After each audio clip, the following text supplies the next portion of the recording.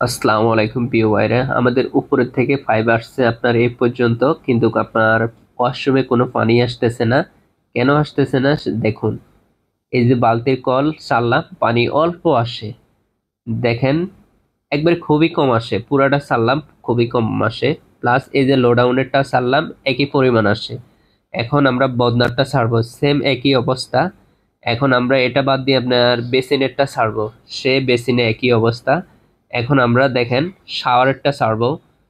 তো শাওয়ারটা ছাড়লে দেখেন কি পরিমাণ পানি আসে, দেখেন সেম একই অবস্থা।